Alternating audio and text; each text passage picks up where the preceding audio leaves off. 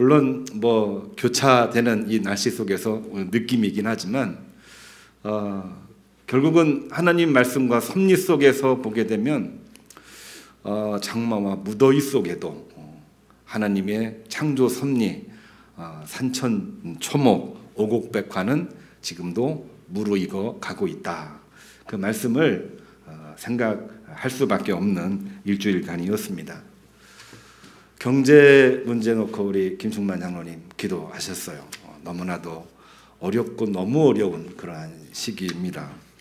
정치적인 혼란도 이미 우리 교우님들도 느끼고 있다시피 정말 힘든 그러한 때를 보내고 있는데 우리 이러할 때 실족하지 말고 또 집착하지 말고 좌우 모두 다 내려놓고 하나님을 향하여 우리 자신을 드림으로 말미암아 이러한 중에도 하나님의 약속은, 이러한 중에도 하나님의 섭리는, 이러한 중에도 하나님의 계획은 진행되고 있다.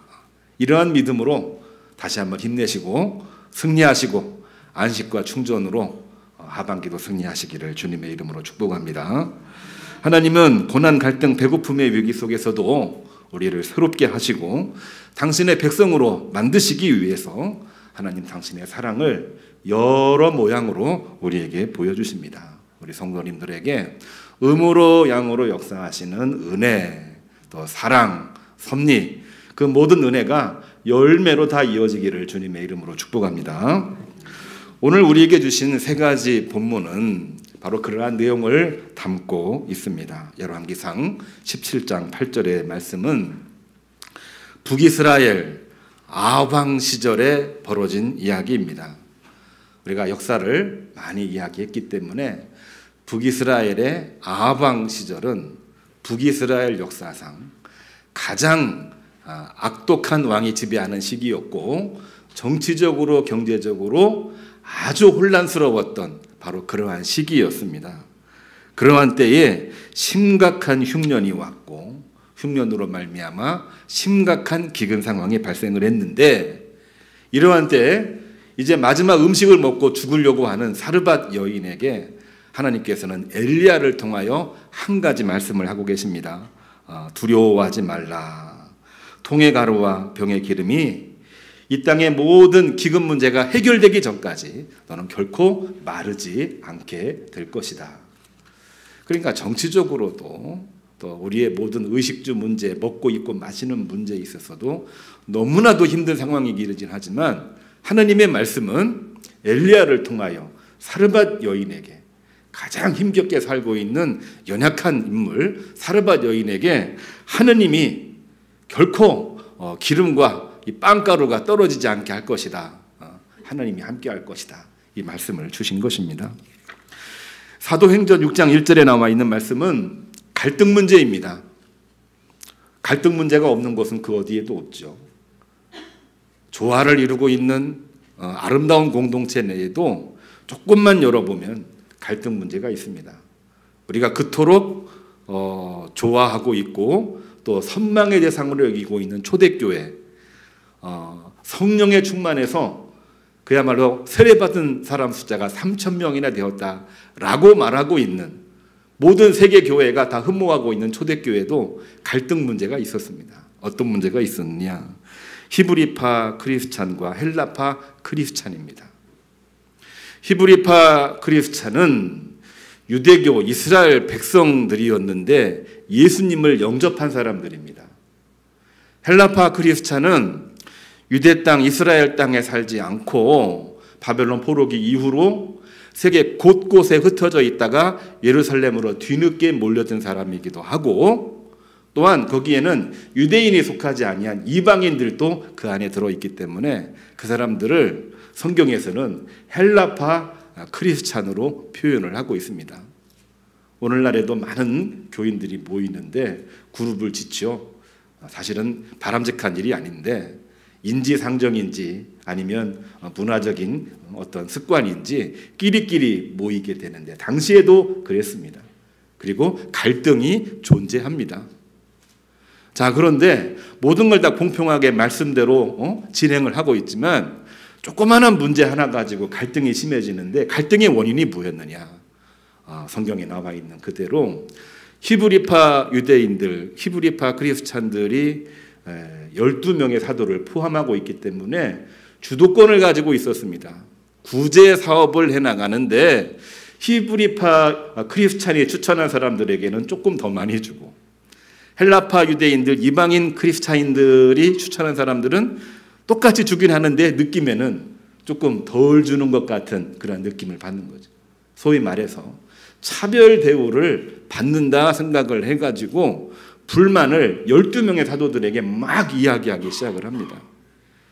초대교회가 은혜롭고 성령 충만한 교회였는데 성령 충만해도 사람의 마음이 그 안에 들어가다 보니까 작은 거 하나 가지고 이만큼 갈등 문제가 커지게 된 거예요. 그때에 히브리파 크리스찬 12명의 사도가 포함되어 있는 이 히브리파 크리스찬이 어떻게 하느냐, 이 문제를 가지고 기도합니다.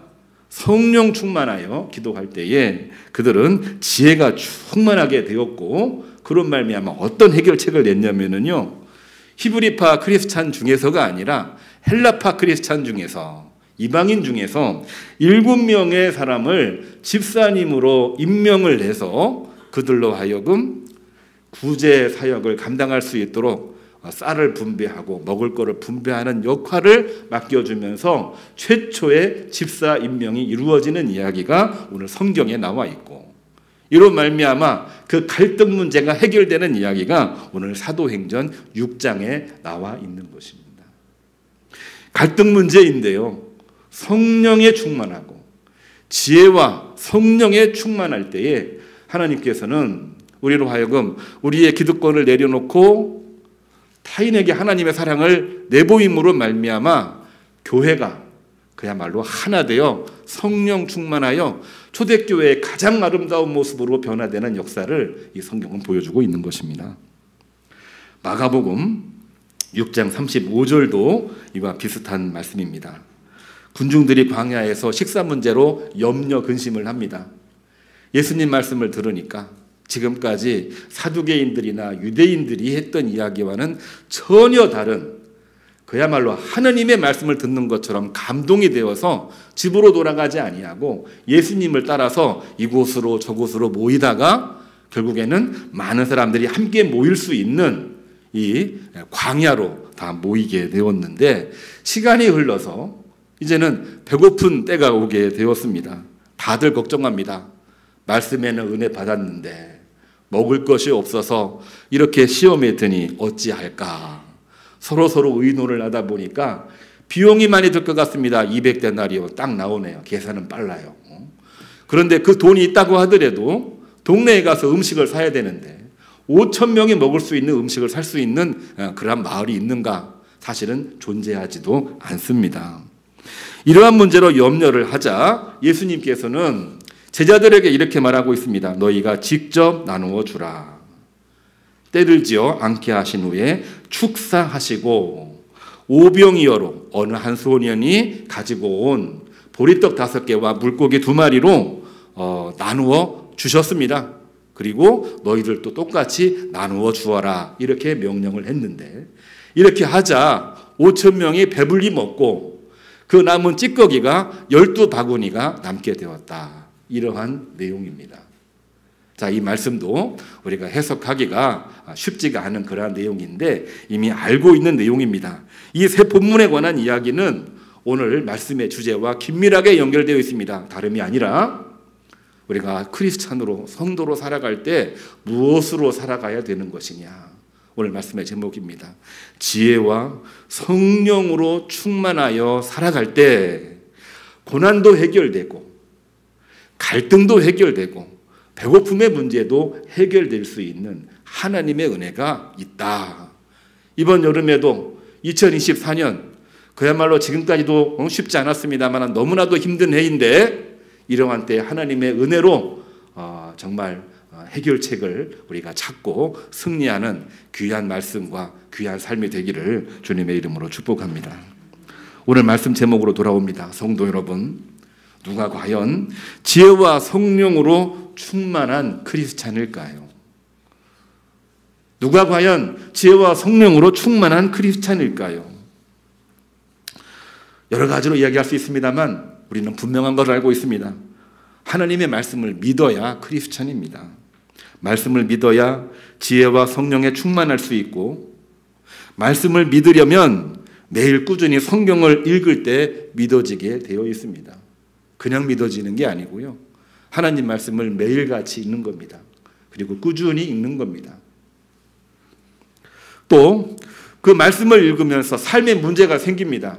우리가 왜 말씀을 읽나요? 그냥 읽으라고 하니까 읽는 것이 결코 아닙니다.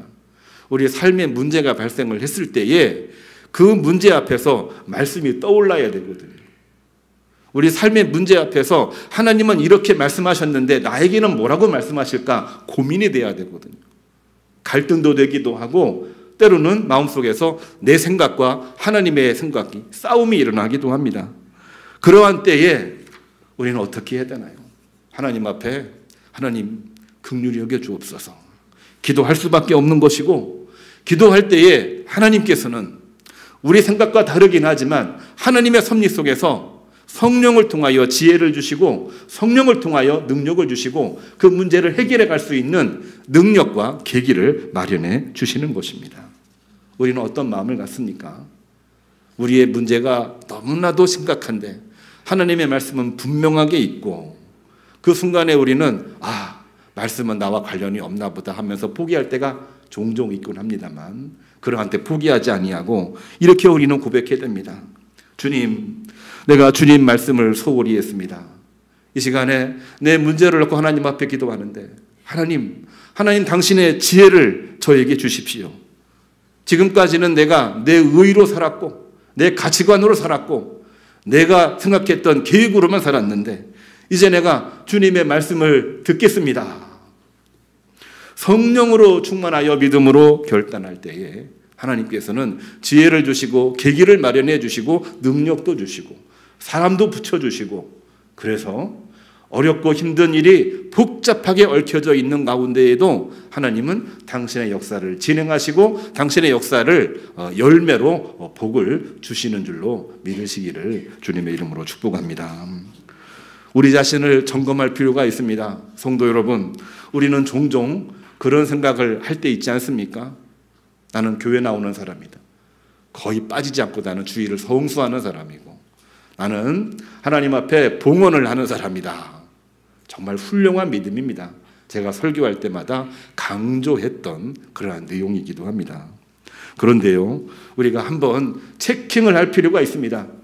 우리는 종종 내 믿음이 훌륭해서 지혜와 성령으로 충만하다 이런 생각을 하고 있지는 않습니까?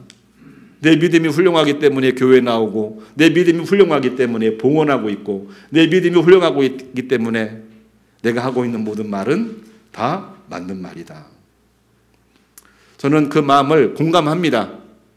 그러나 그럼에도 불구하고 크리스찬은 뭡니까?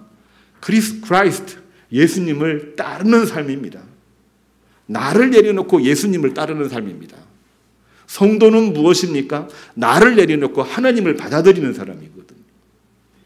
그렇기 때문에 내가 크리스찬이라고 말하는 순간, 내가 성도라고 말하는 순간 나는 사라지고 그 안에 성부, 성자, 성령 하나님이 계셔야 되고 하나님이 하신 말씀이 살아있어야 되고 그 말씀이 나를 이끌고 있다는 힘을 우리가 느낄 때에 우리는 그때 비로소 크리스찬이라고 말하고 있는 것입니다. 다시 말해서 믿음이 훌륭해서 지혜와 성령으로 충만한 것이 아니라 말씀으로 지혜와 성령에 충만하여 순종할 때에 우리의 믿음이 훌륭해지는 것입니다. 말이 조금 꼬였어요. 좀 어렵긴 해요.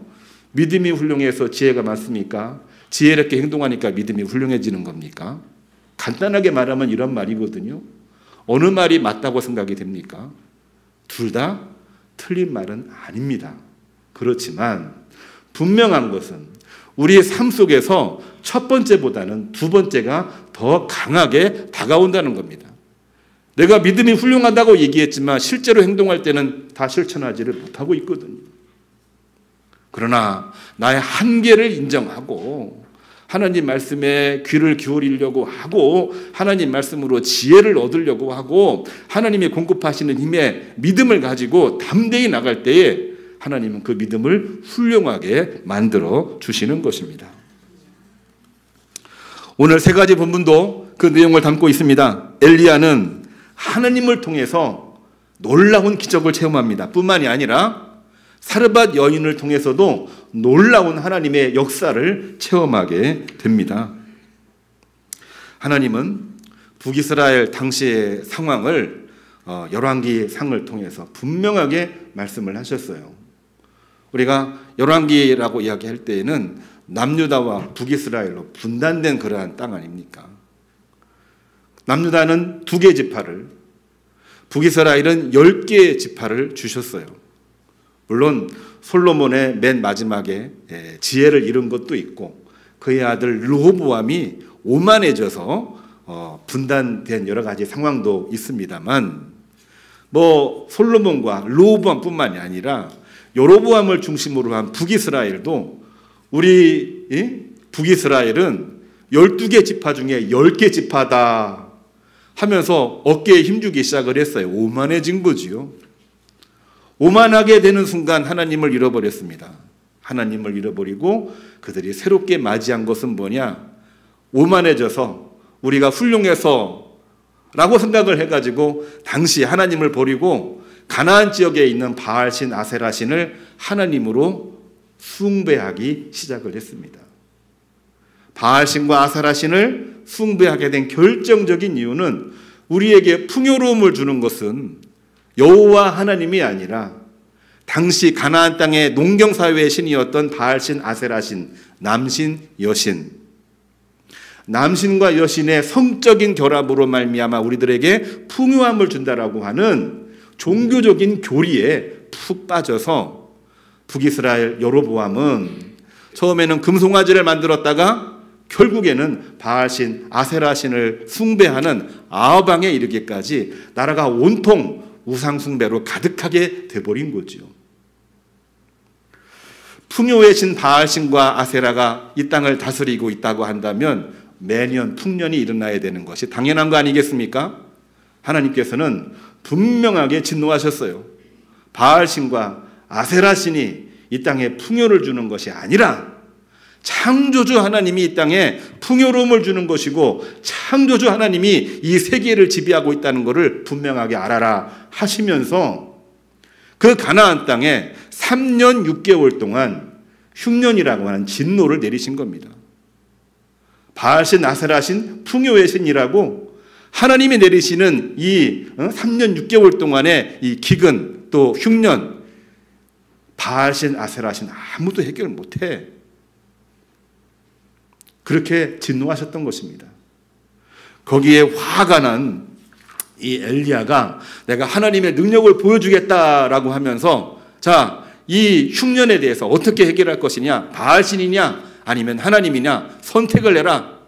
갈멜산에서 대결을 한번 해봅시다 해서 갈멜산에서 바알신, 아세라신이 막 이상한 행동을 하면서 비 내리기를 청원했는데 비가 오지 않았습니다. 엘리야가 하나님 앞에 기도하면서 비가 오기를 청하니 하나님께서 비를 내리셨고 제단의 불을 불로 사르셨습니다. 하나님이 이 지구상에 이 세계에 진정한 하나님이시고 인간에게 풍요로움을 주는 신은 바알신, 아세라신이 아니라 여호와 하나님이시다는 것을 분명하게 보여준 거였었죠. 이러한 역사가 오늘날에도 많이 벌어지고 있습니다. 오늘날에도 수많은 이 우상들이 너무나도 많이 있고 우리들에게 거짓 풍요로움을 가지고 유혹하고 미혹하는 손길들이 얼마나 많은지를 몰라요. 근데 그게 문제가 아니고 그 이야기를 하면서 창조주 하나님을 잃어버리고 창조주 하나님을 외면하는 일들이 많이 벌어지고 있습니다. 오늘 우리 장로님 기도하시면서 오늘날 하나님을 외면하는 사람들이 왜 이렇게 많아집니까? 정말 가슴 아픈 그러한 이야기인데 결코 이건 남의 얘기가 아니고 우리들의 이야기이기도 한 것이거든요. 화가 나기도 합니다. 엘리야도 화가 났어요. 갈멜산에서 한번 대결해보자. 승리했습니다. 하나님이 함께 하시니까. 그런데 문제가 발생을 합니다. 어떻게 발생을 하느냐. 갈멜산에서는 승리했는데 아합왕과 이세벨이 이 소식을 듣고 엘리야를 잡아오라 자객을 보냅니다. 하나님의 이름으로 승리를 했던 엘리야, 내가 갈멜산에서도 승리했는데 내가 싸우겠다 그런 마음을 가져야 되는데 순간 겁을 먹고 어찌할 바를 몰라 이리저리 숨어 다니기 시작을 했습니다. 참 이상하지요. 승리하기는 했는데 왜 엘리야는 겁을 먹었을까요? 우리가 눈여겨볼 그러한 내용입니다. 엘리야가 갈멜산에서 싸울 때에도 물론 믿음으로 출발을 했습니다만 믿음보다는 자기의 의의가 더 많이 들어가 있었던 것입니다.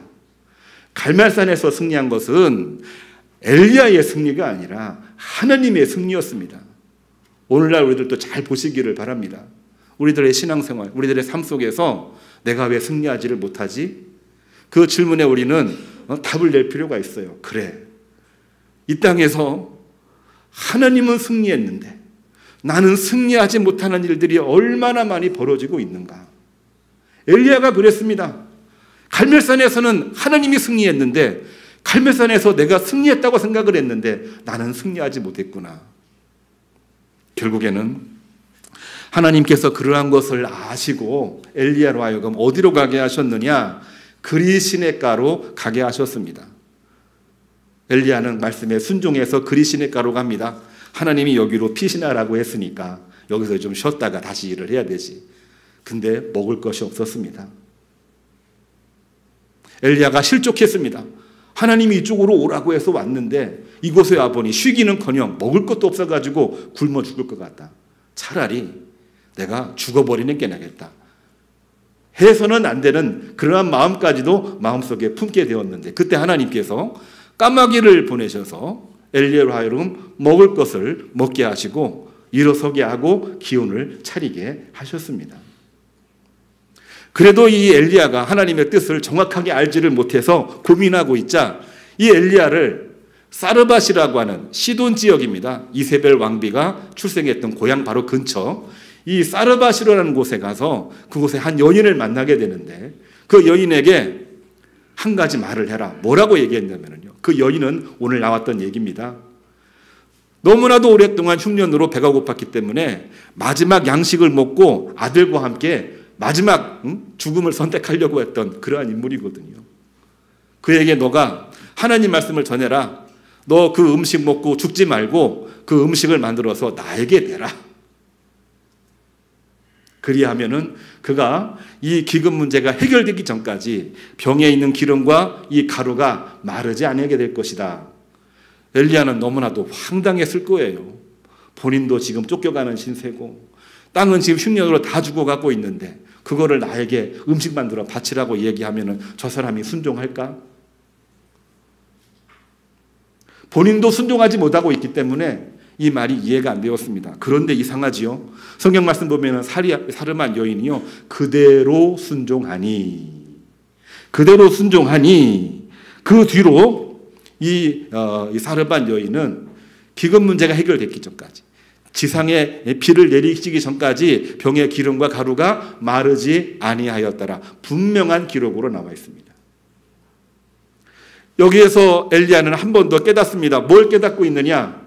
그렇게 어렵고 힘든 순간에도 하나님 말씀으로 여기고 받아 순종을 하니 하나님께서 그 집안에 복을 내리시고 은혜를 내리시고 있구나. 이거를 체험하게 된 거죠. 엘리야는 처음에 아주 위대한 엘리야라고 말할 수가 없습니다. 사람들은 종종 갈멜산에서 위대한 엘리야 하는데 갈멜산은 위대한 엘리야라기보다는 위대한 하나님이십니다. 진정으로 위대한 엘리야는 언제냐? 그 뒤로 사르밧 여인과 하나님 말씀에 순종하여 일어섰을 때에 그때는 정말 하나님이 불을 내리시는 것을 체험하게 되고 이 아하방 이후에 오므리 왕조 시대에 하나님 말씀을 증거하는 유명한 예언자로 자리를 잡게 되었다라고 하는 겁니다. 우리가 여기서도 중요한 것을 봐야 됩니다. 엘리야 사실 불안정한 사람입니다. 그러나 그가 강렬한 믿음을 가지고 일어설 수 있었던 것은 하나님 말씀에 순종하는 그 순종이었습니다. 그리고 그것에 대한 확신이 있지 않게 될 때에 하나님께서는 사르밧 여인을 통하여 순종의 능력을 분명하게 보여주셨고 그 가운데에서 놀라운 힘을 얻게 되었던 것입니다. 엘리야는 두 가지 체험을 합니다. 순종할 때 하나님은 함께 하신다. 두 번째로는 사르밧 여인의 지혜와 순종을 통해서 하나님은 기적을 베푸신다. 우리의 순종을 통해서 하나님은 기적을 베푸신다. 12명의 사도들도 히브리파 크리스찬과 헬라파 크리스찬의 갈등 위기를 해결하는데 이거 어떻게 해야 됩니까? 아무리 이거 하려고 해도 해결이 안 되거든요. 해결책을 제시해도 또 원점으로 가고 그렇습니다. 그럴 때에 이 히브리파 크리스찬 12명의 사도는 정말 고민이 되지 않을 수가 없었어요. 그래서 기도한 끝에 결론이 뭐냐면은 본인들의 기득권을 내려놓는 겁니다. 이제 우리는 말씀만 증거하겠습니다. 교회 행정, 교회 모든 구제 사역, 선교 사역, 이 모든 일들은 여러분들이 하십시오. 근데 그 여러분들이 히브리파 크리스찬들이 아니고요. 헬라인 출신 크리스찬입니다. 이방인 크리스찬들입니다. 그동안에 주도권을 가지지 못했다라고 생각을 하고 있었고 홀대받았다고 생각했던 그들을 7명을 세우는데 그냥 세운 것이 아니라 지혜와 성령으로 충만한 사람 7을 세워서 그들로 하여금 구제 사역을 감당하게 하니 말씀은 말씀대로 은혜를 받고 구제 사역은 영향력을 발휘해서 초대교회가 그야말로 하나님께서 복을 주시는 교회고 세계교회가 가장 흠모하는 그러한 교회로 자리를 잡게 되었다라고 하는 것입니다. 그렇습니다. 우리에게 중요한 것은 오늘 말씀의 제목처럼 지혜와 성령에 충만하여 순종하는 것이 가장 중요한 것입니다. 예수님은 그 본을 보여주셨어요. 배고파할 때, 염려 근심하고 있을 때 예수님은 어떻게 해야 되나요? 가끔은 그런 얘기를 하시더라고요. 배고프면 예수님도 해결 못한다고. 종종 듣습니다. 너무 어려울 때는 이 문제는 하나님도 해결 못해.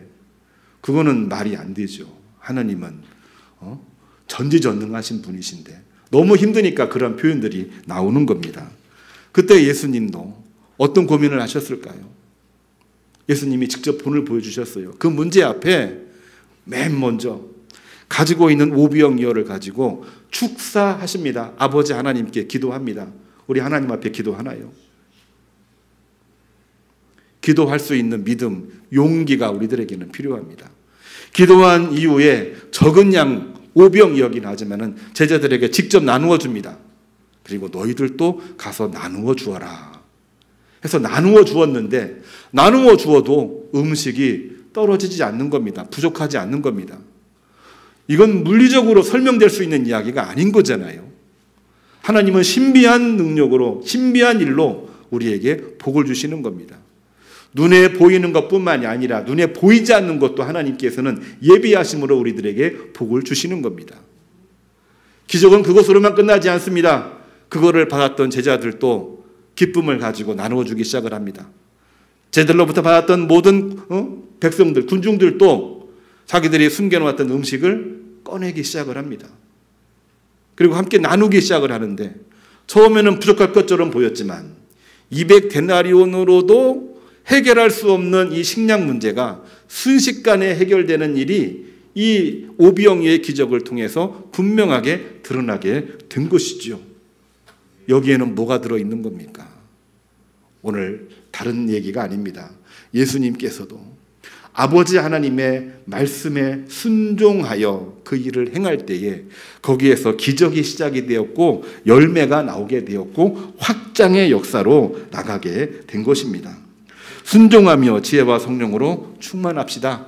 또한 장마와 불볕도 위에도 매일 꾸준히 성경 읽고 겸허하게 하나님의 뜻을 마음속에 새기고 우리가 해야 될 일 소홀히 하지 말고 열심히 했으면 좋겠습니다. 현실에 집착하지 말고 앞으로 결과 어떤 일이 있을지 모르지만 결과에 연연하지 않고 지혜와 성령을 주시옵소서 이 믿음을 가지고 일어서기를 바랍니다. 2024년 여름 성경학교 2가지로 진행한다 오늘 광고 말씀드렸습니다. 첫 번째는 rise입니다. 말씀으로 일어서라 이런 내용입니다. 아이들도 너무나도 힘들잖아요. 어른들이 힘든데 아이들이 얼마나 힘들겠습니까? 그러나 이러한 때 하나님은 너희와 함께 하신다. 말씀으로 rise 일어서라 일어서라 이 얘기입니다. 일어선 너희들 하나님께 예배하고 찬양하라. 이게 두 번째 주제입니다.